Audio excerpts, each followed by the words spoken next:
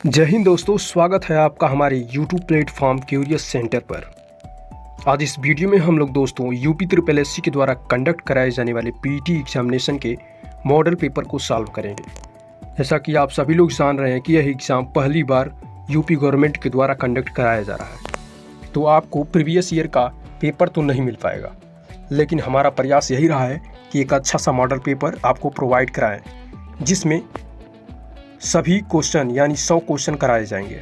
आप लोग जान रहे हैं इसका सिलेबस बहुत ब्रॉड हो चुका है और इसके सिलेबस में 5 नंबर का हिस्ट्री है, 5 नंबर का ज्योग्राफी है, 5 नंबर का मैथ है, पॉलिटी है, जीके है, करंट अफेयर है, इस तरह के तमाम सारे सब्जेक्ट्स और साथ में हिंदी इंग्लिश भी आ रहा है।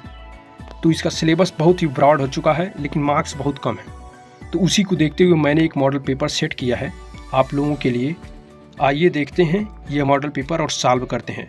दोस्तों, इस YouTube चैनल पे अभी आगे और भी मॉडल पेपर मैं डालते रहूँगा, यह पहला है और इस सीरीज़ का प्लेलिस्ट नीचे डिस्क्रिप्शन लिंक पे मैं डाल दूँगा, आप लोग वहाँ से देख लीजिएगा। हमारे चैनल को सब्सक्राइब कर लें ताकि लेटेस्ट अपडेट आपको मिलता रहे और सारे मॉडल पेपर आप करके जाइए ताकि एग्जामिनेशन में सफल हो। आइए देखते हैं। पहले 5 क्वेश्चन हिस्ट्री का ले रहे हैं। तो यहाँ पे पहला क्वेश्चन है, सिंधु घाटी सभ्यता के निम्नलिखित स्थानों में से कौन सा स्थान सिंधु नदी के किनारे पर स्थित था। दोस्तों, इसका जो राइट आंसर है, देखिए यहाँ पे दिया भी है, इसका राइट आंसर वो बी है दोस्तों, मोहनजोदाड़ो। चार ऑप्शन जो दिए हैं इसमें से यही एक ऐसा है जो सिंधु नदी के किनारे है, बाकी सब सिंधु नदी के किनारे नहीं थे। आप जान रहे हैं हड़प्पा जो था रावी नदी के किनारे और ये घग्गर नदी के किनारे था। इस तरह से ये अलग अलग स्थानों पे थे। अब दूसरा क्वेश्चन देखते हैं, सिंधु घाटी सभ्यता की लिपि कौन सी है। तो दोस्तों, इसकी जो लिपि है अभी अज्ञात है। इसकी लिपि को कहते हैं भाव चित्रात्मक लिपि। दोस्तों, यह एक ऐसी लिपि है जिसको आज तक पढ़ा नहीं जा सका है। अगर ऑप्शन में रहेगा भाव चित्रात्मक तो आप उसको मारिएगा, और नहीं तो अज्ञात लिपि इसका राइट आंसर आ जाएगा। आगे देखते हैं, मोहनजोदाड़ो का स्थानीय नाम था। तो दोस्तों, यहाँ पे भरना है, फिल इन द ब्लैंक्स है, यहाँ पे बताना है मोहनजोदाड़ो का स्थानीय नाम क्या है। दोस्तों, यहाँ पे राइट आंसर जो वो है ऑप्शन सी, मोहनजोदाड़ो का नाम स्थानीय नाम मृतकों का टीला है, क्योंकि यहाँ पर बहुत सारे मृतकों के शव मिले हैं, इसी के कारण माना जाता है कि मृतकों का टीला बन चुका है।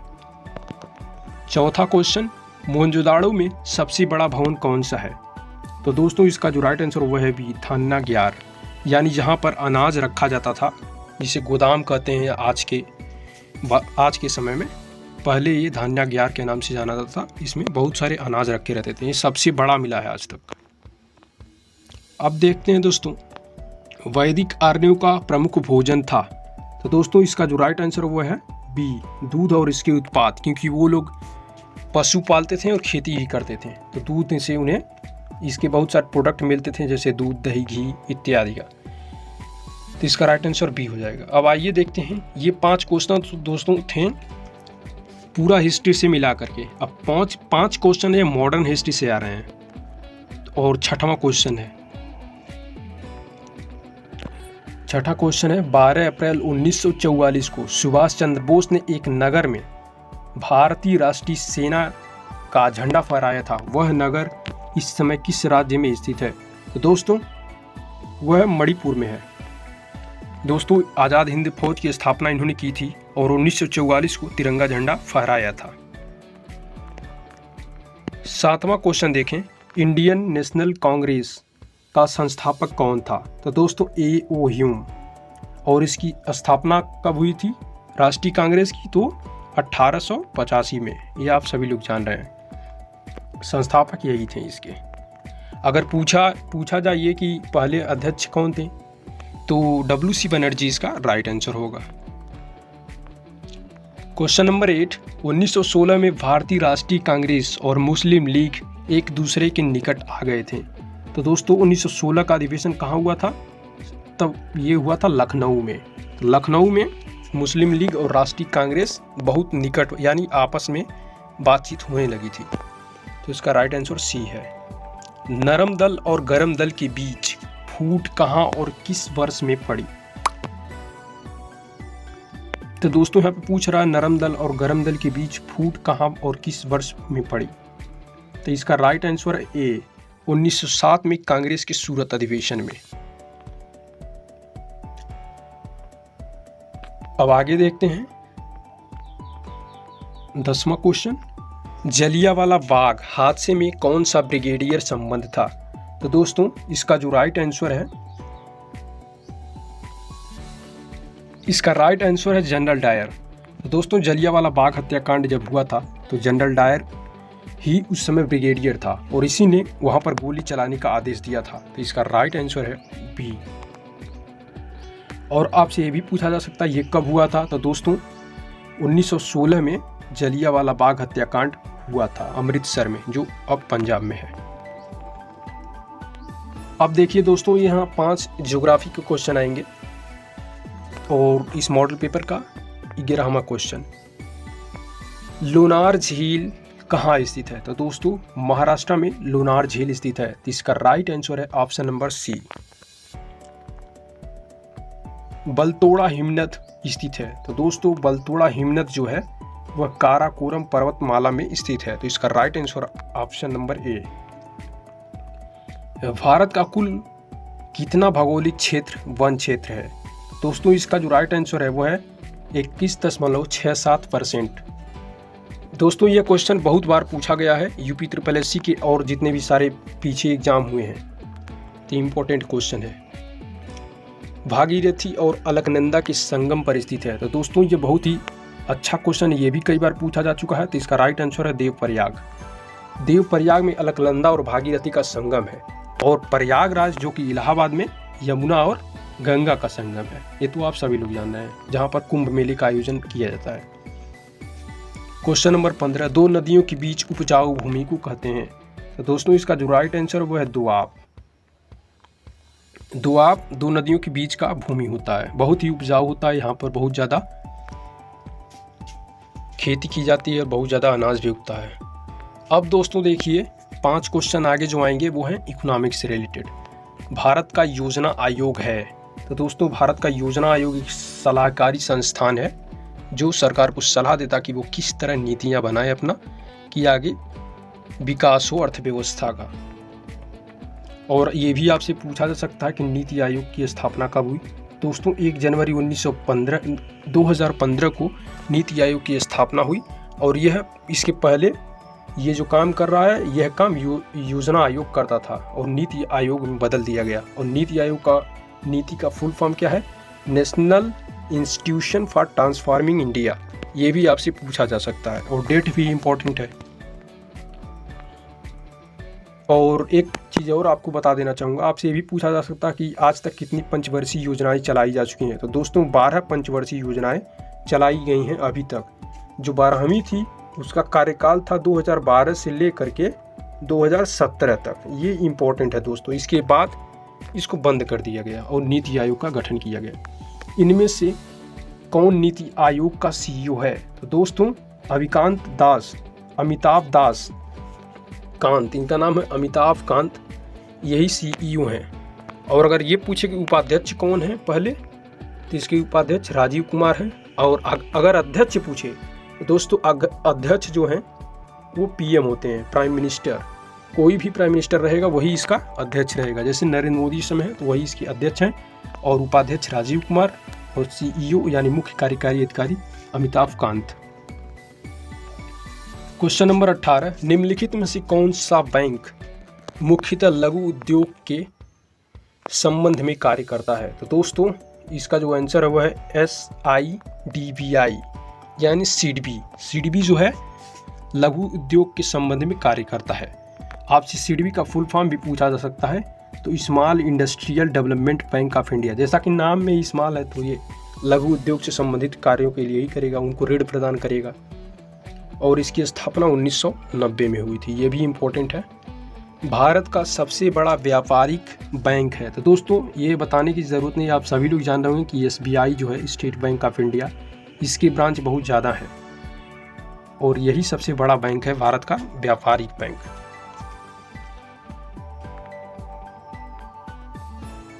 दोस्तों क्वेश्चन नंबर 20, भारतीय रिजर्व बैंक की स्थापना कब हुई?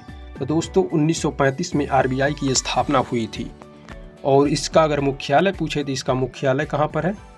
मुंबई में है। पहले कहाँ था? 1937 तक कलकत्ता था, उसके बाद मुंबई स्थानांतरित किया गया और 1949 को इसका राष्ट्रीयकरण यानी नेशनलाइजेशन किया गया।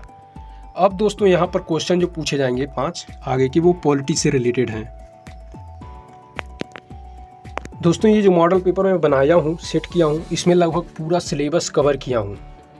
और हमारे YouTube चैनल को सब्सक्राइब कर लें और नीचे प्लेलिस्ट में आगे अभी और भी मॉडल पेपर डाला जाएगा ताकि आप लोग अपने एग्ज़ाम के लिए प्रिपरेशन कर पाएँ। ये तो अभी दोस्तों अच्छे से नहीं बन पाया है मॉडल पेपर, आगे बहुत अच्छे से और PDF के साथ बनाया जाएगा, इससे भी अच्छे अच्छे क्वेश्चन लाए जाएंगे। क्वेश्चन नंबर 21, भारत के संविधान में शामिल राज्य के नीति निर्देशक सिद्धांतों की अवधारणा किसके संविधान से ली गई है? तो दोस्तों इसका जो राइट आंसर वो है डी। नीति निर्देशक सिद्धांतों की अवधारणा जो है आयरलैंड के संविधान से हमारे संविधान में लिया गया है। और नीति निर्देशक संविधान के अनुच्छेद 36 से 51 के बीच हैं दोस्तों।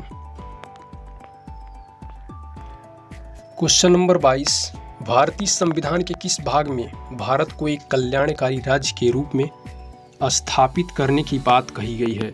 तो दोस्तों इसका 2 ऑप्शन ऊपर है और 2 ऑप्शन नीचे है। तो दोस्तों इसका जो राइट आंसर वो है सी, राज्य के नीति निर्देशक सिद्धांत यानी भाग 4। ये भी पूछा जा सकता है किस भाग में है? दोस्तों भाग 4 में राज्य की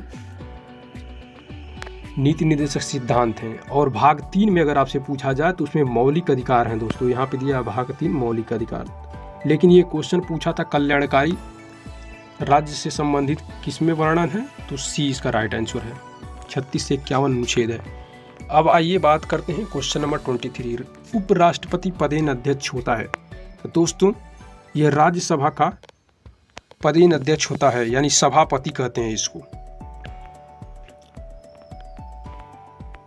भारत का राष्ट्रपति किसका एक अभिन्न अंग है? तो दोस्तों ये बहुत ही इंपॉर्टेंट क्वेश्चन है। संसद का भाग होता है राष्ट्रपति और इसका वर्णन अनुच्छेद 79 में मिलता है दोस्तों कि राष्ट्रपति जो होगा वो संसद का अंग होगा। और उसके साथ साथ संसद के 3 अंग होते हैं दोस्तों। पहला जो है वो है लोकसभा, आप सभी लोग जान रहे हैं लोकसभा। दूसरा दोस्तों है वो है राज्यसभा और तीसरा दोस्तों जो है वो है राष्ट्रपति यानी प्रेसिडेंट। तो दोस्तों ये बहुत ही इंपॉर्टेंट है कि हमारे संविधान में वर्णित है कि संसद के 3 अंग होंगे, ज़्यादातर लोग 2 ही सोचते हैं। क्वेश्चन नंबर 25, निम्नलिखित में से वह व्यक्ति कौन था जिसे भारत के राष्ट्रपति के रूप में निर्विरोध चुना गया? दोस्तों डॉक्टर एन संजीव रेड्डी, इनको निर्विरोध चुना गया यानी इनके अपोजिट में कोई नहीं खड़ा हुआ था, सिर्फ अकेले खड़े हुए थे राष्ट्रपति के चुनाव में और विजयी हुए थे। और उनका कार्यकाल 1977 से शुरू हुआ था और 5 साल जोड़ लीजिए यानी 82 तक रहे थे। अब दोस्तों यहाँ पर साइंस के 5 क्वेश्चन शुरू हो रहे हैं।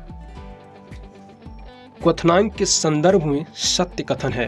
तो दोस्तों यहाँ पे 2 कथन दिए हैं, पूछ रहा है क्वथनांक के संदर्भ में कौन सा कथन सही है। पहला है जिस तापमान पर द्रव्य उबलता है उस तापमान को उस द्रव्य का क्वथनांक कहते हैं। तो दोस्तों यहाँ पे बताना है क्या ये सही है या गलत। तो दोस्तों पहला हम लोगों ने पढ़ा जिस पर द्रव्य उबलता है उस तापमान को उस द्रव्य का क्वथनांक कहते हैं। क्वथनांक मतलब दोस्तों होता है बॉइलिंग पॉइंट। तो ये तो हम लोग जानते हैं जब कोई भी मतलब पानी ही है उसे उबाला जाएगा तो जिस तापमान पे उबलेगा वही उसका बॉइलिंग पॉइंट है यानी बॉयल उबलने लगा। तो ये तो राइट है भाई। अब दूसरा देखते हैं वायु दाब कम होने पर द्रव्य का क्वथनांक बढ़ जाता है। तो दोस्तों कोई फर्क नहीं पड़ता है, तो ये है गलत है। तो यहाँ पे इसका राइट आंसर देखिए, पहला सही है दूसरा गलत है, तो केवल यही ऑप्शन सही है, तो यानी ऑप्शन नंबर ए। संघनन के संदर्भ में सत्य कथन है। दोस्तों यहाँ पूछ रहा है कि संघनन के संदर्भ में सत्य कथन कौन सा है। तो दोस्तों संघनन, अब देखते हैं यहाँ पे क्या क्या ऑप्शन है। वाष्प के ठंडा होकर जल के रूप में परिवर्तन होने की प्रक्रिया को संघनन कहते हैं। तो राइट है दोस्तों, संघनन उसे ही कहते हैं। संघनन यानी इवापोरेशन, कि पानी जब ठंडा होकर जल के रूप में होने लगता है। अब दूसरा देखते हैं, फ्रिज की बोतल को जब मेज़ पर रखते हैं तो उसके चारों ओर पानी की बूंदें जगह सघनन की प्रक्रिया है। जी हाँ दोस्तों, ये भी सही है। जब आप फ्रिज की बोतल या कोई भी ठंडा पानी रखेंगे तो देखेंगे उसके आसपास बोतल के ऊपर पानी जम जाता है, तो ये सघनन के कारण ही होता है। तो यानी दोनों ऑप्शन सही हैं। तो यहाँ पर देखा जाए कौन सा दोनों सही है, तो दोनों दोस्तों यहाँ सी में सही है, राइट आंसर सी है। क्वेश्चन नंबर 28, हिमीकरण के संदर्भ में विचारित कीजिए। तो दोस्तों हिमीकरण के संदर्भ में विचारित करना है, आपको विचार करना है यानी। तो पूछ रहा है कौन सा राइट आंसर है। तो दोस्तों पहला देखा जाए, ठंडा होने पर किसी द्रव में ठोस में परिवर्तन होने की प्रक्रिया को हिमीकरण कहते हैं। दोस्तों हिमीकरण का मतलब भी यही होता है कि कोई भी चीज़ का जमना, जैसे बर्फ़ जम रहा है तो उसे हिमीकरण कहेंगे। तो राइट है। जल का हिमांक 0 है। तो दोस्तों सही बात है, 0 डिग्री सेल्सियस पे बर्फ़ जमने लगता है, मतलब पानी जमने लगता है, बर्फ़ बनने लगता है। तो यहाँ पे दोनों कथन सही है। तो इसका right answer option number C है। अब दोस्तों पूछ रहा है यहाँ पे, समुद्र जल से नमक कैसे प्राप्त किया जाता है। तो दोस्तों नमक जो है वाष्पीकरण के द्वारा प्राप्त किया जाता है, ये आप सभी लोग जान रहे हैं। समुद्र के जल को वाष्पीकरण किया जाता है, पानी उड़ जाता है, नमक बचा रहता है, जिससे नमक प्राप्त होता है। तो इसका राइट आंसर है ऑप्शन नंबर ए। अब देखते हैं साइंस का लास्ट क्वेश्चन है, यानी 30वां और साइंस का 5वां। समावयता कार्बनिक यौगिकों का गुण है। 2 यौगिक समावयी कहे जाते हैं। तो दोस्तों यहाँ पे पूछ रहा है समावयता कार्बनिक यौगिकों का गुण कौन सा है, यानी समान कार्बनिक यौगिक गुण कौन से हैं। तो दोस्तों अणु सूत्र समान हो लेकिन उसमें परमाणुओं की व्यवस्था असमान हो, और उसके बाद दूसरा है अणु सूत्र अलग अलग हों लेकिन उसमें परमाणुओं की व्यवस्था अलग हो। तो दोस्तों यहाँ पे इसका मतलब शायद ये है आइसोबार। आइसोबार क्या होता है? दोस्तों आइसोटोप से पूछ रहा है, इंग्लिश में इसको आइसोटोप्स कहेंगे, आप समझ चुके होंगे। तो अणु सूत्र मतलब उसका एटॉमिक नंबर सेम हो लेकिन परमाणुओं की व्यवस्था में असमान हो। तो दोस्तों यही इसका राइट आंसर है। अब देखें क्वेश्चन नंबर, देखिए दोस्तों अब मैथ का क्वेश्चन आ गया है। 5 क्वेश्चन मैथ के भी आएंगे। मैथ के क्वेश्चन को सॉल्व करते हैं। यदि किसी भिन्न का अंश 12% बढ़ा दिया जाए एवं हर 2% घटा दिया जाए तो भिन्न का मान 6/7 हो जाता है। मूल भिन्न क्या है? तो दोस्तों यहाँ पर कह रहा है, तो देखिए यहाँ पर मैंने व्याख्या भी दिया हुआ है आपका, कि मान लीजिए वो जो भिन्न था x/y था, यहाँ पे x/y मानिए, और 12% बढ़ रहा है। तो यहाँ पे 12% बढ़ाइए पहले हर में, अंश में, और हर में जो है 2% घटाइए, तो 100 टोटल होता है। बढ़ रहा है तो उसमें 12 जोड़ा गया तो 112 हो गया यहाँ पे। अब 2 घटाइए, यहाँ से 2 घटाएंगे तो कितना हो जाएगा? 98 हो जाएगा। अब देखिए घटाने और बढ़ाने के बाद जो कह रहा है कि ये 6/7 हो जा रहा है, तो इसकी इक्वल टू में लिख दिया गया। यहाँ पे एक इक्वेशन मिला हमको, इसको सॉल्व किया गया। सॉल्व करने के बाद x और y का जो वैल्यू आया वो 3/4 आया है, यानी राइट आंसर जो इसका है 3/4, यानी बी राइट आंसर है। इसको आप लोग कलम कापी लेकर सॉल्व भी कर लीजिए। अब देखिए क्वेश्चन नंबर 32, किसी वस्तु को 10% छूट देकर 8% लाभ पर बेचने के लिए अंकित मूल्य में लागत मूल्य की लगभग कितनी वृद्धि होगी? दोस्तों कह रहा है कि पहले 10% का छूट दिया जा रहा है, फिर 8% लाभ लेना भी है, तो उस पर कितना मूल्य, लागत मूल्य, अंकित मूल्य में कितना वृद्धि किया जाए जो लिखा जा रहा है उस पर। तो यहाँ पे उसकी व्याख्या देखते हैं हम लोग। आप लोग क्वेश्चन को उतार लीजिए कलम कापी से और लगाना शुरू कर दीजिए। तो अंकित मूल्य मान लीजिए 100 रुपये अंकित किया गया, पहले 10% का लाभ दिया गया तो 90 रुपया हो गया। अब लागत मूल्य कितना लगाया जाएगा? तो यहाँ पे देखिए इक्वेशन सॉल्व किया गया है, लागत मूल्य निकाला गया है, उसका इतना आया है। अब लागत मूल्य, प्रॉफिट बराबर क्या होगा? जो अंकित मूल्य है, जितना उस पर लिखा है, जितना बेचा जा रहा है, घटाया जाए उसको, तब पता चला इतना रुपये का लाभ हुआ। ये लाभ हुआ दोस्तों। अब लाभ प्रतिशत निकालना है, तो यहाँ से लाभ प्रतिशत का फार्मूला आप लोग जानते हैं, लाभ बटा क्रय मूल्य गुणित 100। तो लाभ कितना था, लाभ इतना है, क्रय मूल्य यानी जिस पे बेचा जा रहा है, इतने पे बेचा जा रहा है, बेचा मतलब लागत मूल्य यहाँ पे होगा, 100 से गुणा कर दीजिए। अब दूसरी विधि उसकी ये है, देखिए दोस्तों यहाँ पे क्रय मूल्य गुणे 108, क्योंकि 8% का लाभ लेना है, तो क्रय मूल्य पे 8% लाभ लेना है, अंकित मूल्य पे छूट देना है 90%, तो कम होगा, यहाँ 90 किया जा रहा है, 100 में से घटाया जा रहा है, तो क्रय मूल्य और अंकित मूल्य का एक अनुपात मिल गया आपको इतना 5/6। अब 6 रुपये का सामान है, 5 रुपये का सामान है, 6 रुपये में बेचा जा रहा है, मतलब एक लाभ मिल रहा था। यहाँ पे उसका परसेंटेज निकाला गया तो 20% आया। तो इसका राइट आंसर जो हो जाएगा दोस्तों वो होगा डी। आप लोग इसको लगाते भी रहिए। क्वेश्चन नंबर 33, एक दुकानदार जब अपने सामान को उधार नहीं बेचता है तो उस पर 10% की छूट लेता है। उसके सामान का लागत मूल्य उसके बिक्री मूल्य का 80% है। यदि वह अपने सामान को नकद बेचता है तो उसका लाभ कितने प्रतिशत होगा। तो दोस्तों आइए सॉल्व करते हैं इसको। अब मान लीजिए दुकानदार जो था उसने 100 रुपये अंकित किए थे, 10% का छूट दिया गया तो अब 90 रुपये में मिलेगा। अब देखिए लागत मूल्य फिर से निकालिए, वही 80%, इस पे लागत मूल्य 80% कितना होगा, 90 का 80% 72 रुपये हो गया।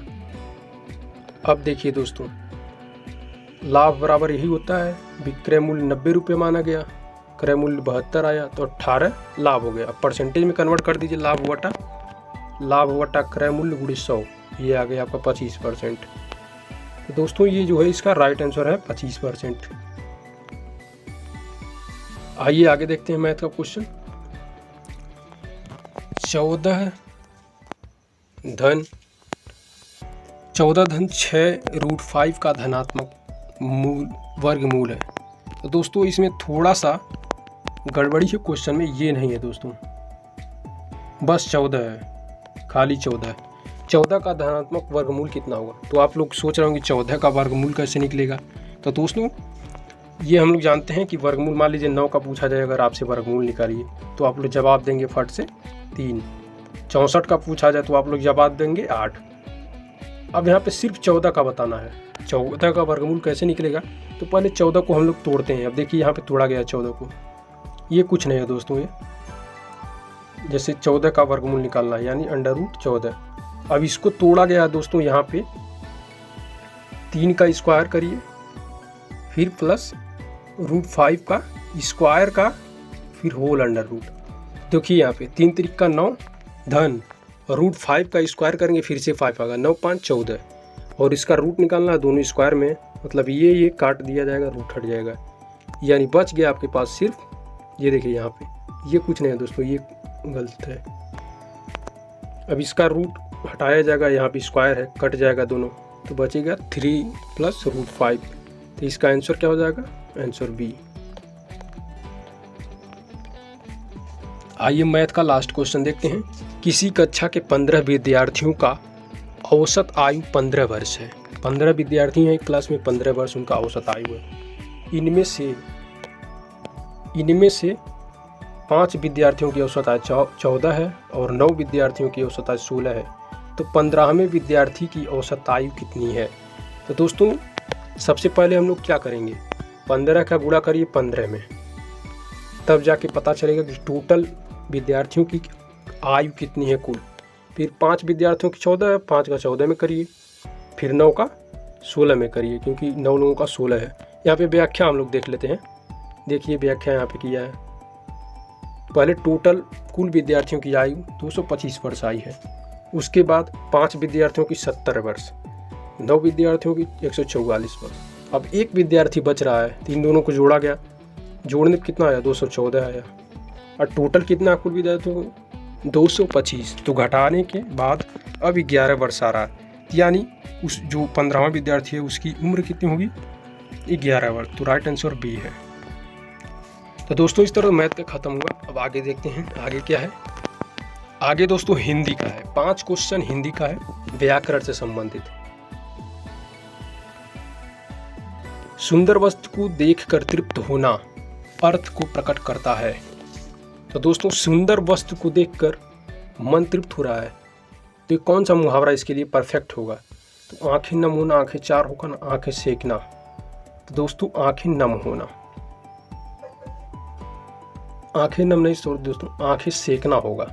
आंख सेकना मतलब आंखों को सुकून देना। तो इसका right answer option number C होगा। अब आइए आगे देखते हैं, पापड़ बेलना मुहावरे का सही प्रयोग है।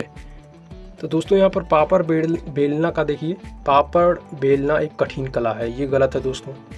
पापड़ बेलना सरल काम है, ये भी दोस्तों बेलना पापड़ का बात ही नहीं, ये तो मुहावरा है।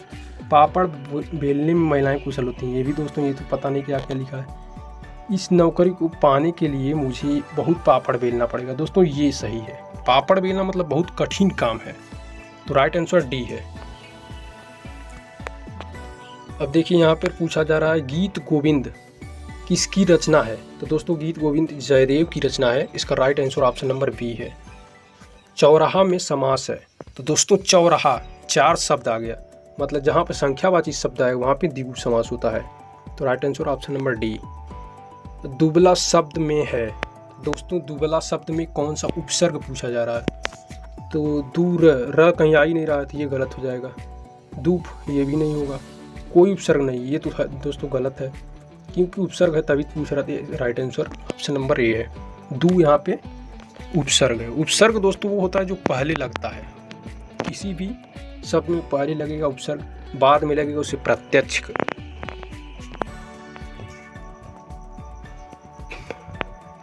अब देखते हैं दोस्तों यहाँ पे इंग्लिश के 5 क्वेश्चन आ गए हैं। तो दोस्तों यहाँ पे आपको बताना है कि अंडरलाइन शब्द जो है ये गलत है, इसको आपको सही बताना है कि इसमें 4 में से कौन सा शब्द सही होगा। तो दोस्तों I have not finished to paint the door. अब यहाँ पे टू पेंट के डोर की जगह पे कौन सा शब्द आएगा? तो दोस्तों पेंटिंग। अब लगा के देखिए, आई have not finished painting the door. अब देखिए इसको लगाइए, आई have not finished the painting of the door, ये भी गलत है। इसका राइट आंसर जो है दोस्तों ए है। यहाँ पे ये बैठ रहा है, I have not finished to भी नहीं रहेगा, I have not finished painting the door, ये सही आंसर है। अब देखिए question number 2, she usually does not leave for work until she finished all her chores. दोस्तों यहाँ पे फिनिश्ड की जगह पे बताना है कौन सा शब्द आएगा। तो फिनिश नहीं रहेगा दोस्तों, फिनिश रहेगा, क्योंकि प्रेजेंट इंडेफिनिट टेंस है। तो इसका right answer option number A है। दोस्तों यूपी SSSC के एग्ज़ाम में पहली बार इंग्लिश आ रहा है, वो भी 5 मार्क्स का। तो ये आपके मेरिट को इंक्रीज करेगा। ज़्यादातर लोगों का इंग्लिश तेज़ नहीं होता है, लेकिन आप लोग प्रैक्टिस करिए, लगाइए, यहाँ पर प्रैक्टिस करिए, देखिए क्वेश्चन किस तरह से आ रहे हैं और पढ़ते रहिए। 5 क्वेश्चन है, अगर 3-4 भी कर देते हैं तो आपका मेरिट ऊंचा हो जाएगा। Question number 3, his father ordered him to go to his room and study. दोस्तों हमको बताना ये है कि यहाँ पर इसका इनडायरेक्ट स्पीच क्या होगा। डायरेक्ट स्पीच और इनडायरेक्ट आप लोग जानते हैं, तो इसको बदलना है इनडायरेक्ट में। तो इनडायरेक्ट में बदलने के लिए अब देखिए, ही ऑर्डर्ड मतलब वो कह रहे हैं, दे रहे हैं आदेश। तो इसका राइट आंसर जो दोस्तों देखिए, पहले ये तो नहीं होगा, सैड फैमिली आ रहा है, ये भी गलत है, साउटेड आ रहा है, ये भी गलत है। अब जो राइट आंसर है वो पहला या दूसरा होगा दोस्तों। तो इसका जो राइट आंसर है वो है A, his father said go to your room and study. आप व्याख्या देख लीजिए, ऑर्डर्ड को सेड में बदल देंगे तथा इनडायरेक्ट स्पीच में पुत्र के लिए प्रयुक्त हिज को रिपोर्टेड स्पीच में यू में बदल देंगे। तो देखिए यहाँ पे his father said go to your room and study, your his को योर में बदला गया। क्वेश्चन नंबर 4 देखें, the lifeguard would not let the children. तो lifeguard would not let the children. Lifeguard क्या होता है? जो तैराकी करने जाते हैं वो पहनते हैं, जो वो गुब्बारे की तरह रहता है, ताकि उनकी लाइफ को सेव किया जाए, लाइफ गार्ड। तो पूछ रहा है इसमें कौन सा फॉर्म सही है? तो दोस्तों स्विम करने जा रहा है, तैरने जा रहा है, children swim, the lifeguard would not let the children swim. तो ये यहाँ पे बैठ रहा है सही। At the deep end of the pool, और कोई शब्द नहीं बैठ रहा है। पांचवा देखें, the audience watched the clowns their act. अब यहाँ पे पूछ रहा है तो ये तो सबको पता है, the audience watched the clowns perform their act. तो right answer option number B. तो इस तरह इंग्लिश का खत्म हुआ। अब रीजनिंग के क्वेश्चन आ रहे हैं दोस्तों, 5 रीजनिंग के क्वेश्चन। कुछ लड़के एक पंक्ति में बैठे हैं, पी बाएं से 14वें स्थान पर बैठा है, क्यू दाएं से 7वें स्थान पर बैठा है। यदि 4 लड़के पी और क्यू के मध्य में बैठे हैं तो पंक्ति में कुल कितने लड़के हैं। तो दोस्तों यहाँ पे देखिए बनाया गया है एक चित्र। अब क्या कह रहा है यहाँ पे देखिए, जैसा जैसा कह रहा है वैसा वैसा किया। पी बाएं से 14वें स्थान पर, पी देखिए पी जो है यहाँ पर 14वें स्थान पर बैठा है, क्यू दाएं से 7वें, क्यू जो है दाएं से 7वें यहाँ पर बैठा है, ये है क्यू। अब यदि 4 लड़के इनके मध्य में, या 4 लड़के बैठा दीजिए, तो पूछ रहा पंक्ति में कुल कितने लोग हैं। अब यहाँ पे देखिए 13 लोग तो इधर हो गए, 6 लोग इधर हो गए, 2 लोग ये लोग हो गए और 4 लोग इनके बीच में हैं। सबको जोड़ लीजिए, यहाँ पे जोड़ा गया देखिए, कुल संख्या कितनी है, 25 आई है। तो राइट आंसर यहाँ पे सी राइट आंसर आ जाएगा। आप लोग इसको कलम कापी लेकर बना के खुद भी देखिए दोस्तों। क्वेश्चन नंबर 47, एक कक्षा में पास हुए छात्रों में से रमेश का स्थान ऊपर से 11वां एवं नीचे से 24वां है। यदि 7 छात्र अनुत्तीर्ण हुए तो उस कक्षा में विद्यार्थियों की संख्या। ये भी उसी तरह का क्वेश्चन है। यहाँ पे देखिए ऊपर से 11वां, नीचे से 24वां, और एक उसका मतलब जो रैंक है वो 2 बार रिपीट कर रहा है, नीचे वाले में भी ऊपर वाले में। तो टोटल कितने लोग हैं, 34 लोग। 7 लोग अनुत्तीर्ण हुए हैं, तो कुल विद्यार्थी कितने हुए, 41 लोग हुए, क्योंकि ये पास हुए हैं, 7 जोड़ दीजिए टोटल मिला के। तो इसका जो राइट आंसर हुआ है बी। अब देखिए रीजनिंग यहाँ पूछा जा रहा है, इसमें से चारों में से अलग क्या है। 48, काफ़ी, चावल, तंबाकू, गन्ना। तो दोस्तों यहाँ पर जो राइट आंसर है वो है बी। ये तीनों पेय पदार्थ हैं, पेय पदार्थ में आते हैं, और साथ साथ नकदी पदार्थ। नकदी मतलब जिनका उत्पादन सिर्फ बेचने के लिए किया जाए, उसे नकदी उत्पादन कहते हैं। लेकिन गन्ना ये भी चीनी बनाने के लिए चीनी उद्योग को बेच दिया जाता है। काफ़ी तो आप जान ही रहे हैं बेच दिया। तंबाकू बेचा जाता है, तो इनसे पैसे कमाने के लिए बोए जाते हैं। लेकिन चावल खुद खाया जाता है, उसके बाद बेचा भी जाता है अधिशेष जो होता है। तो इसका right answer option number B. अब इस चारों में से अलग बताना है। उपन्यास, कविता, लघु कथा, किताब। दोस्तों ये सब किताब में ही लिखे रहते हैं, लेकिन किताब तो इन सबसे बहुत अलग है। ये भी लिखा जाता है। कविता दोस्तों, सॉरी दोस्तों, ये है किताब। राइट आंसर आपका ये है किताब, क्योंकि उपन्यास, कविता और लघु कथा तीनों तो किताब में ही लिखे रहते हैं। लास्ट क्वेश्चन है रीजनिंग का। सायंकाल 8:30 बजे घड़ी के घंटे एवं मिनट के सुइयों के बीच का कोण कितना बजेगा। तो दोस्तों इससे पहले आप एक घड़ी बनाइए। अब यहाँ देखिए 12 बजता है, यहाँ पर 6 बजता है, ये हो गया आपका 12, ये 3 हो गया, ये 6 हो गया, और यहाँ पे 9 बजता है। ये तो आप सभी लोग जान रहे हैं। अब कह रहा है 8:30 बजे। दोस्तों 8:30 बजे, ये हो गया 7 और ये हो गया 8। तो 8:30 पे सुई कहाँ रहेगी, घंटे की, घंटे की सुई यहाँ पे रहेगी। ये हुई घंटे की सुई। ये दोस्तों घंटे की सुई हो गई आपकी।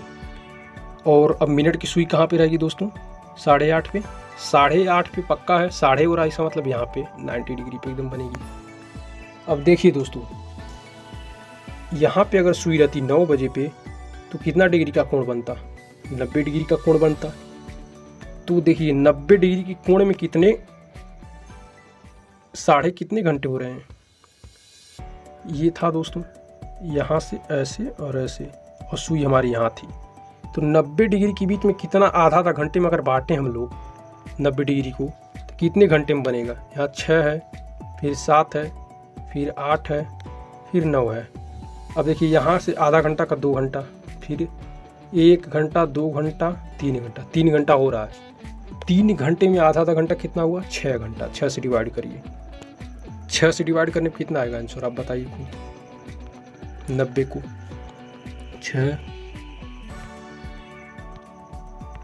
6 का नाम 6, 6 × 5 = 30, 15 डिग्री का कोण। मतलब ये जो है 15 डिग्री का कोण है दोस्तों। अब ये 15 का है और ये 90 का है, तो 90 में से 15 घटा दीजिए। 90 में से 15 घटाएंगे कितना आएगा? 75 आएगा। तो right answer option number B है। अब यहाँ पे व्याख्या देखिए किस तरह से किया है। घंटे में सुइयों के बीच कोण की गणना का सूत्र, ये सूत्र है दोस्तों, इसको आप याद कर लीजिए। मैं जिस तरीके से बताया उस तरीके से भी हो जाएगा। तो इस तरह से भी आ रहा है।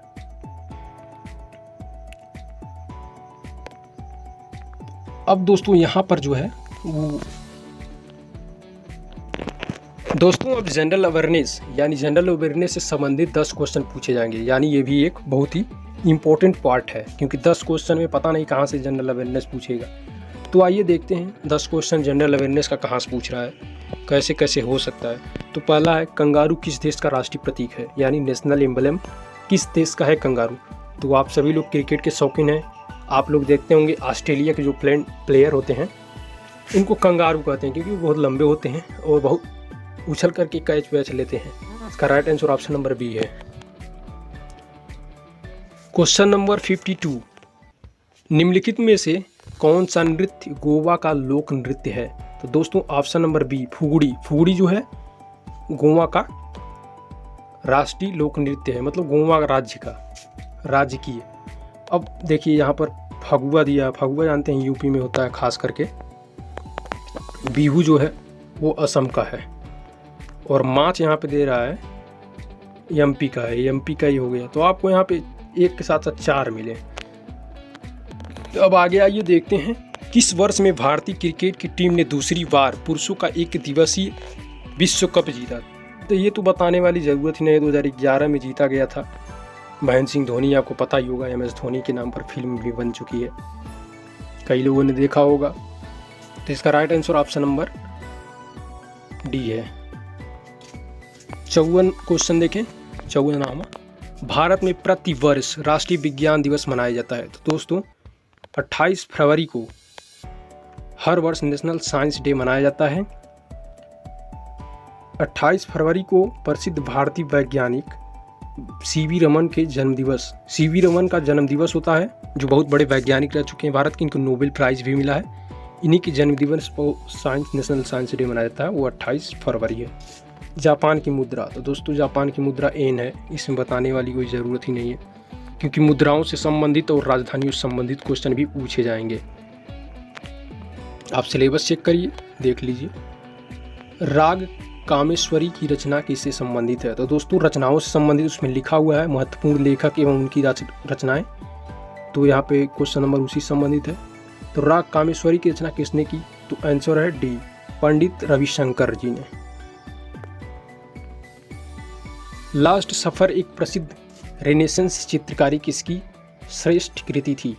तो दोस्तों यहाँ पे लियोनार्डो दा विंची है, इनकी प्रसिद्ध चित्रकारी है लास्ट सफ़र। तो दोस्तों ये लास्ट था उनका, उसके बाद उनका मृत्यु हो गई थी।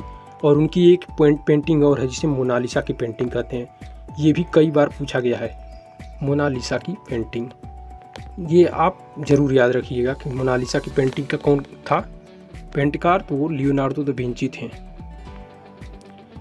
भारत माता नामक प्रसिद्ध पेंटिंग के चित्रकार कौन थे। तो दोस्तों आप लोग जो भारत माता का चित्र देखते हैं सबसे पहले किसने बनाया था। तो इसका जो राइट आंसर हो अवनींद्रनाथ टैगोर। ये जो थे रविंद्रनाथ टैगोर के बड़े भाई थे, बहुत बड़े चित्रकार थे। पहली बार जब राष्ट्रीय आंदोलन हो रहा था स्वतंत्रता संग्राम के आसपास, तो इन्होंने ही भारत माता की चित्र बनाई और देशवासियों के मन में देश प्रेम की एक झलक जगाई। और आज देखते हैं ये भारत माता की पेंटिंग कितनी मशहूर है। भारत में पहली बोलती फिल्म। तो दोस्तों पहली बोलती फिल्म आलम आरा है, 1931 में इसको बनाया गया, ये भी इम्पोर्टेंट फैक्ट है। और जबकि राजा हरिश्चंद्र पहली फिल्म मूक फिल्म थी और आलम आरा पहली बोलती फिल्म।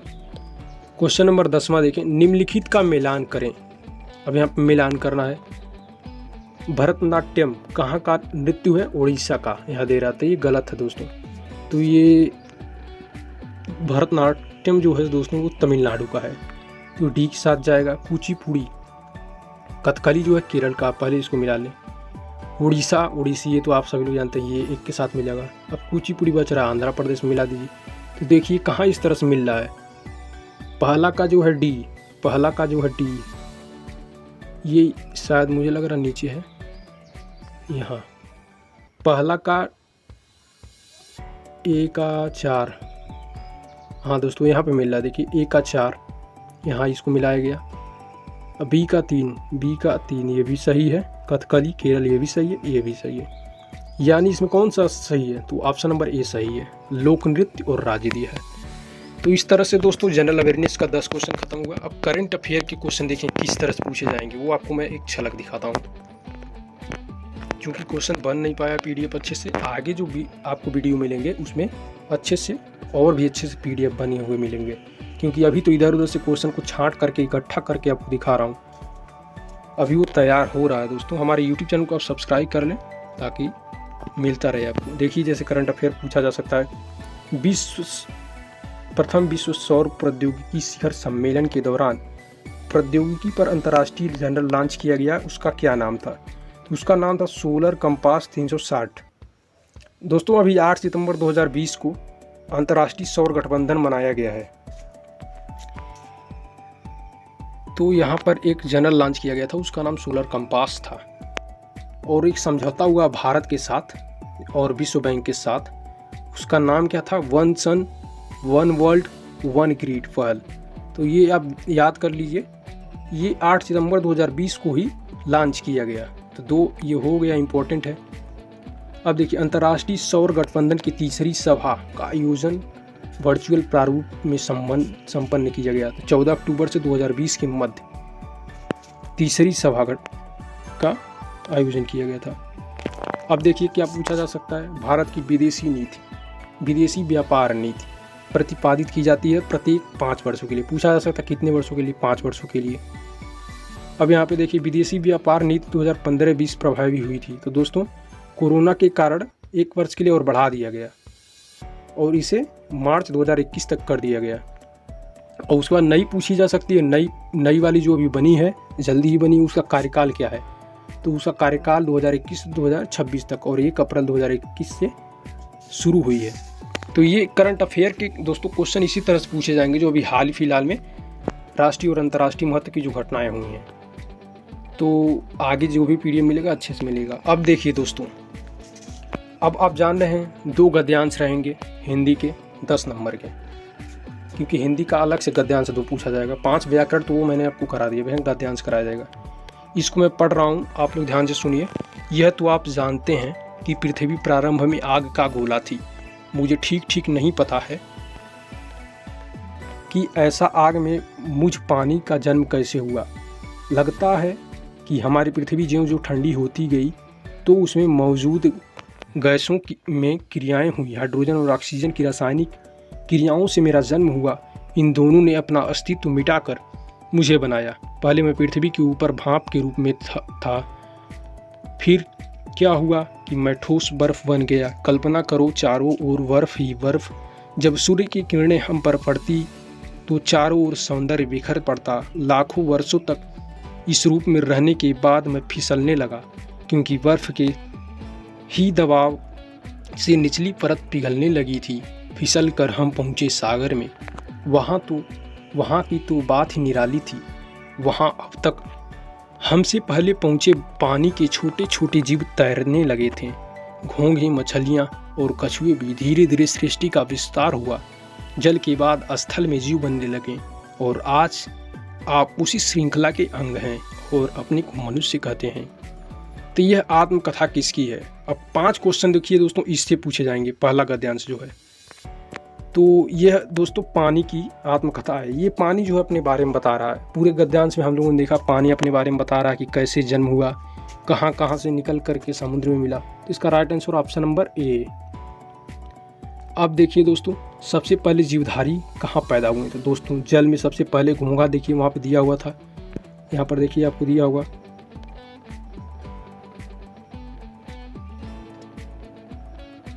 यहाँ पे दोस्तों यहीं पे कहीं दिया था, अभी दिखा रहा हूँ आपको। देखिए यहाँ दिया मछलियाँ, कछुए भी, छोटे छोटे जीव। अब वहाँ हमसे पहले 5 ही में यहाँ पे देखिए दूसरे क्वेश्चन का आंसर है। बर्फ़ क्यों फिसलने लगी? तो दोस्तों दबाव के कारण। इसका right answer option number A, नीचे जो बर्फ़ थे उनके ऊपर भी बर्फ़ ने ऊपर वाले दबाव डाला, इसलिए बर्फ़ जो पिघलने लगी। मनुष्य किस श्रृंखला का अंग है? तो दोस्तों जीवधारियों की श्रृंखला का, वहाँ पे दिया हुआ है उसी श्रृंखला, तो जीवधारियों की श्रृंखला होगी। चारों ओर सौंदर्य पड़ता रिक्त स्थान में, बताइए कौन सा होगा? तो चारों ओर सौंदर्य बिखर पड़ता, यही वहाँ पे लिखा हुआ है दोस्तों।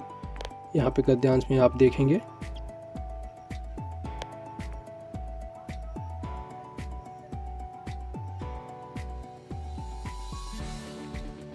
यहाँ पे दोस्तों चारों ओर सौंदर्य बिखर पड़ता।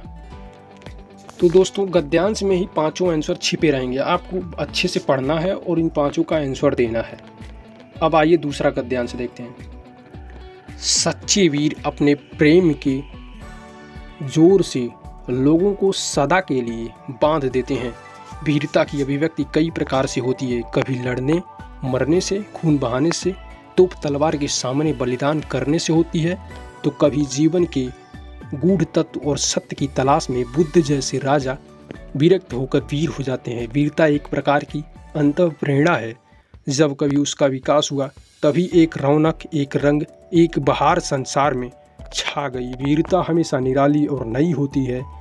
वीरों को बनाने के कारखाने नहीं होते, वे तो देवदार के वृक्ष की भांति जीवन रूपी वन में स्वयं पैदा होते हैं और बिना किसी के पानी दिए, बिना किसी के दूध पिलाए बढ़ते हैं। जीवन के केंद्र में निवास करो और सत्य की चट्टान पर दृढ़ता से खड़े हो जाओ।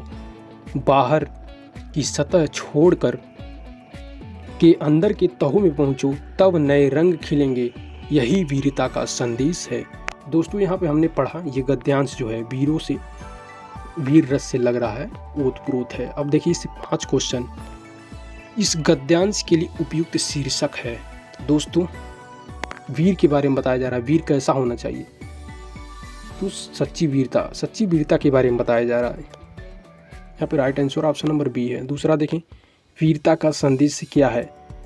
तो पहला पढ़ें, यह संकल्प कि किसी की हालत में युद्ध जीतना। तो दोस्तों ये तो है ही नहीं, युद्ध के साथ साथ और भी बहुत सारे काम होते हैं। बुद्ध जैसे राजा की बात नहीं दोस्तों।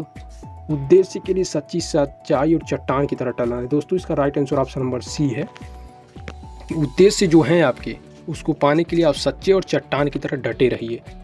क्वेश्चन नंबर 3, वीरों को देवदार वृक्ष से तुलना की गई है, क्योंकि देवदार से तुलना दोस्तों इसलिए की गई है कि स्वयं पैदा होते हैं और बिना किसी के दूध पिलाए बढ़ते हैं। यानी वीर जो होते हैं वो किसी के मोहताज नहीं होते हैं, वो खुद अपने आप में आत्मनिर्भर होते हैं। वे जो करना होता है स्वयं करते हैं और आगे बढ़ते हैं, किसी से कोई मतलब नहीं रखते हैं कौन क्या कह रहा है, वो अपने काम में ही मस्त रहते हैं। तो इसका right answer option number D है। इसी तरह देवदार वृक्ष भी होता है दोस्तों। निम्न में से कौन सा रूप वीरता का नहीं है? तो दोस्तों युद्ध वीर ही जीतते हैं, त्याग भी करते हैं जैसे बुद्ध ने कर दिया, दान पुण्य तो करते हैं जानते हैं। क्रोध किसी भी वीर का शोभा नहीं देती, आप सुने होंगे बहुत बार। तो राइट आंसर ऑप्शन नंबर, वीरता एक विशेष लक्षण है। दोस्तों वीरता हमेशा नयापन को चाहता है कि आप माहौल और परिवेश के अनुसार अपने आप को ढाल लें, उसे ही कहते हैं वीरता। तो दोस्तों यहाँ पे आप देख लिए। अब दोस्तों जो सबसे इम्पोर्टेंट है, 10 नंबर का ग्राफ पूछा जाएगा। 2 ग्राफ आएंगे, उससे 5-5 क्वेश्चन पूछे जाएंगे। ये बहुत ही इंपॉर्टेंट है, आप ग्राफ और टेबल दोनों को अच्छे से करें। 2 टेबल पूछा जाएगा, उस टेबल दिया जाएगा, उससे 5-5 क्वेश्चन यानी 10 मार्क्स, और 10 मार्क्स ग्राफ से संबंधित होंगे। तो आइए एक ग्राफ पहले एग्जाम्पल देखते हैं, उसके बाद फिर हम लोग देखेंगे। यहाँ पर दोस्तों एक ग्राफ दिया हुआ है, पहले आप इस ग्राफ को देखें। निम्नलिखित में से किसी कॉलेज में वर्ष 2000 से वर्ष 2004 तक प्रति वर्ष भर्ती हुए और उत्तीर्ण हुए छात्रों की संख्या दर्शाई गई, ये 1000 में। दोस्तों यहाँ पे एक ग्राफ है, ये ग्राफ है, आप लोग देखिए 2000 से लेकर 2004 तक के विद्यार्थियों की, कितने विद्यार्थियों ने भर्ती हुए, कितने उत्तीर्ण हुए, यही बताया गया इस ग्राफ में। अब इस ग्राफ को अच्छे से समझ लीजिए। जैसे यहाँ पे मान लीजिए पूछा जाए, देखिए पहले अवलोकन किया जाए, 2000 वर्ष 2000 में 6000, यहाँ पे 1000 है, वहाँ पे लिखा हुआ है 6 मतलब 6000 विद्यार्थी जो है भर्ती हुए, मतलब एडमिशन लिए, लेकिन 4000 ही पास कर पाए। इसी तरह इस सब को समझ लीजिए। अब क्वेश्चन देखिए इससे कैसे पूछेगा, आपको दिखाता हूँ। वर्ष 2001 की तुलना में वर्ष 2003 में भर्ती हुए छात्रों की संख्या में हुई प्रतिशत वृद्धि। तो दोस्तों 2001 और 2003 का आप देखिए। तो 2001 में भर्ती कितने हुए? लगभग 8,000। और 2003 में कितने भर्ती हुए? 12,000। अब देखिए 12,000 भर्ती हुए थे। यहाँ पे आंसर उसका देखिए कैसे हो रहा है, प्रतिशत पूछ रहा है। तो 9,000, उसके बाद 12,000 हो रहे हैं। तो कितना बढ़े? 12 में से 9 हटा के उसका प्रतिशत निकाला गया तो 33.3% बढ़े। तो इसका right answer option number B है। अब देखिए आगे क्वेश्चन, वर्ष 2000 से 2003 के बीच भर्ती हुए छात्रों की कुल संख्या और उत्तीर्ण हुए छात्रों की कुल संख्या का अनुपात। तो पहले ये देखते हैं। तो ये तो आप जान ही रहे हैं कि 2000 में 6,000 और 2003 में 12,000 छात्र भर्ती हुए। पास कितना हुए? देखो यहाँ पे 8,000 पास हुए, यहाँ पे 4,000। अब देखिए क्या क्वेश्चन कह रहा है, अनुपात निकालना है। तो यहाँ पे देखिए व्याख्या किस तरह से किया हुआ है। वर्ष 2000 से 2003 के बीच उत्तीर्ण छात्र, ये छात्र हैं दोस्तों। इन दोनों के बीच जितने भी छात्र उत्तीर्ण हुए हैं, अब जितने भी छात्र भर्ती हुए हैं, इतने पूरे भर्ती हुए, तो उसका अनुपात निकाला गया, 5:7 आया।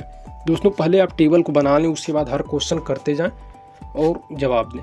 कौन से 2 वर्षों में छात्रों का उत्तीर्ण प्रतिशत 60 से 70 के बीच रहा? अब यहाँ पे सबका परसेंटेज निकाला जाए, कितने बच्चे एडमिशन लिए, कितने पास हुए। पहले इसका निकालिए कि 6 में से 4 बच्चे, 6,000 में से 4,000 पास हुए, 8,000 में से 6,000 पास हुए। अब देखिए यहाँ पे 8,000 में से 6,000 पास हुए, 7,000 में से। तो इस तरह सबका निकाला जाए परसेंटेज और देखा जाएगा। तो सिर्फ ऐसा दो साल है, वो 2001 और 2000 आ रहा है यहाँ पे, ये कि 60 से 70% छात्र उत्तीर्ण हो गए हैं। तो आप सबका निकालिए और देखिए। अब देखिए एक और क्वेश्चन इसी से संबंधित है। वर्ष 2002 में भर्ती हुए छात्रों की संख्या और वर्ष 2003 तथा वर्ष 2004 में उत्तीर्ण छात्रों की संख्या का औसत बताइए।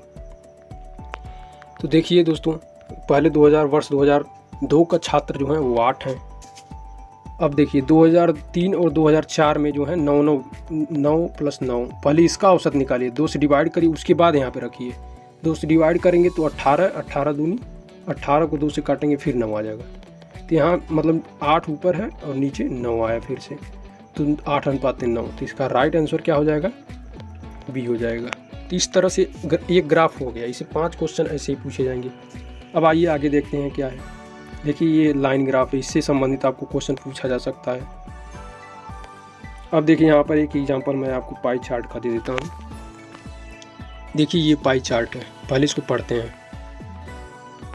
निम्नलिखित पाई चार्ट में विभिन्न व्यवसायों का प्रतिशत दर्शाया गया है। पाई चार्ट का ध्यानपूर्वक अध्ययन कीजिए और प्रश्न संख्या 31 से 34 तक उत्तर दीजिए। कुल संख्या 2000 है। देखिए दोस्तों कुल संख्या जो 2000 है।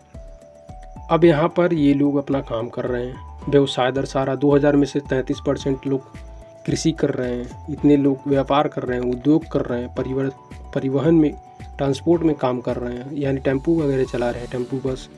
सेवा में यानी बैंकिंग या टीचर हैं कुछ लोग।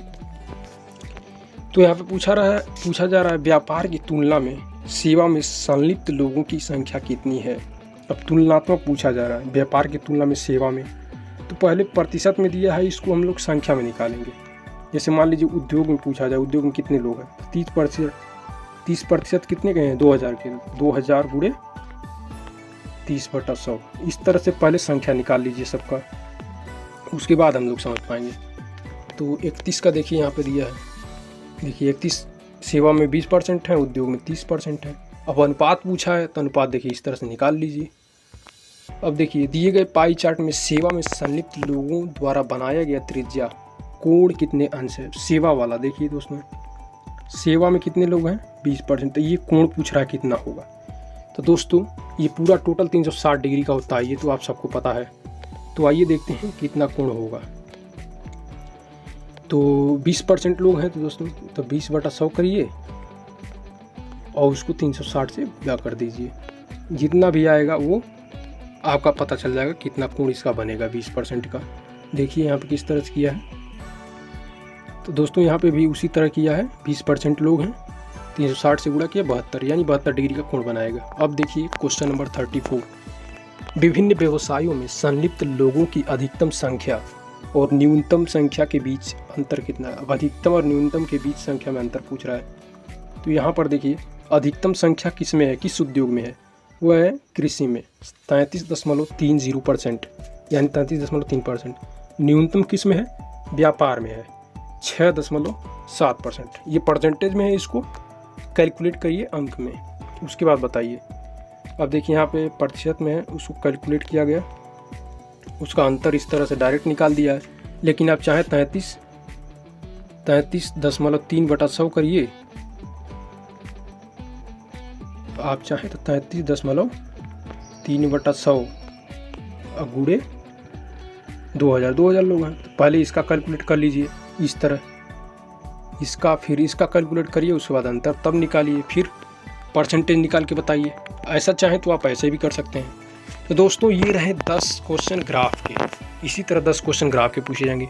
अब लास्ट जो पोर्शन है पीईटी सिलेबस का, वह है 10 क्वेश्चन टेबल का। तो यहाँ पर एक टेबल का एग्जांपल आपको मैं दे रहा हूँ, आगे जो पीडीएफ मिलेगा उसमें परफेक्ट मिलेगा।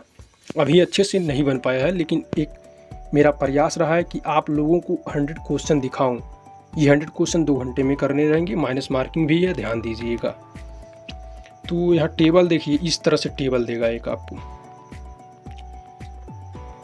देखिए टेबल सारणी 7 कॉलेजों के छात्रों की संख्या दर्शाई गई है जो पाठ्येतर क्रियाकलापों में भाग लेते हैं। पाठ्येतर मतलब पठन पाठन के अलावा किसी और कार्य में भाग लेते हैं। यहाँ पे देखिए 7 कॉलेज हैं और क्रियाकलाप यहाँ पे भी दिया हुआ है। क्रियाकलाप 1 में कितने विद्यार्थी हैं, ए के विद्यार्थी 200 हैं, विभिन्न कॉलेज हैं। बी के 300 हैं। ये कॉलेज के नाम हैं और यहाँ पे क्रियाकलाप दिया हुआ है। मतलब एक कॉलेज के एक क्रियाकलाप में 200 लोग, 2 क्रियाकलाप में 100 लोग, इस तरह से। क्वेश्चन क्या पूछ रहा है, क्रियाकलाप 3 से संबंधित आंकड़ों की मध्यिका निकालिए। तो दोस्तों मध्यिका निकालना है क्रियाकलाप 3 से संबंधित आंकड़ों का, मतलब ये जितने आंकड़े हैं इनका आपको मध्यिका निकालना। मध्यिका क्या होता है, सबको जोड़ के जितना उससे डिवाइड कर दें, मतलब एवरेज निकालना है। तो दोस्तों यहाँ पे एवरेज देखिए निकाला गया है, सबको जोड़ा गया है और उसके बाद उसका एवरेज निकाल लेगा। तो राइट आंसर आया है बी। तो ये पहला क्वेश्चन इस तरह से पूछ सकता है आपसे। फिर देखिए दूसरा क्वेश्चन क्या है, वह कॉलेज कौन सा है, अच्छे से आया नहीं है दोस्तों प्रिंट। वह कॉलेज कौन सा है जिसमें छात्रों की सबसे कम संख्या पाठ्येतर क्रियाकलापों में भाग ले रही हैं। तो पूछ रहा कौन सा कॉलेज जिसमें सबसे कम विद्यार्थी भाग ले रहे हैं पठन पाठन के अलावा किसी क्रियाकलाप में। तो दोस्तों आप सबका कैलकुलेट करिए, इसका कैलकुलेट करिए पूरा, फिर इसका, फिर इसका, फिर इसका।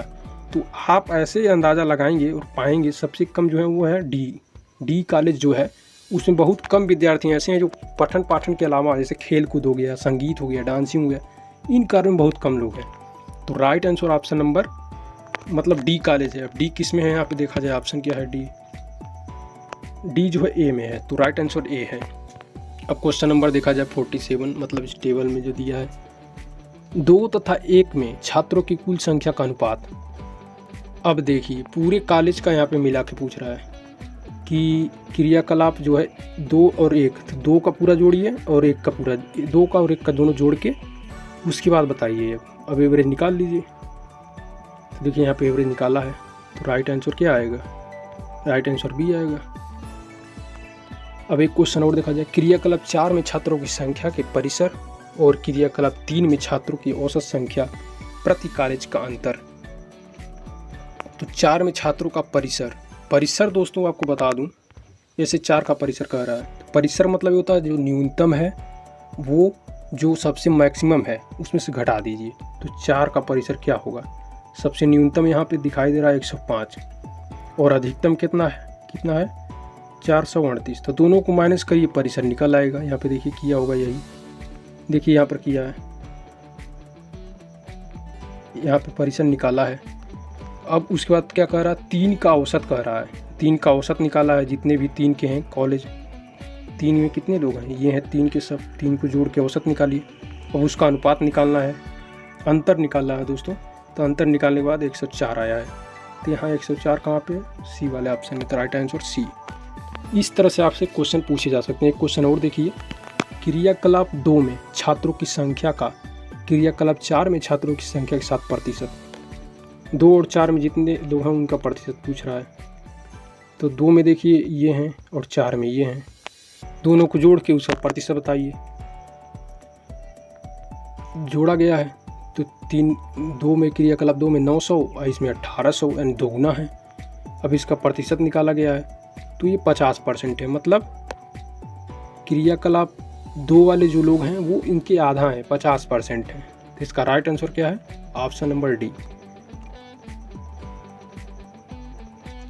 तो दोस्तों इस तरह से मैंने आपको लगभग पूरा पेपर का मॉडल ला करके रख दिया है।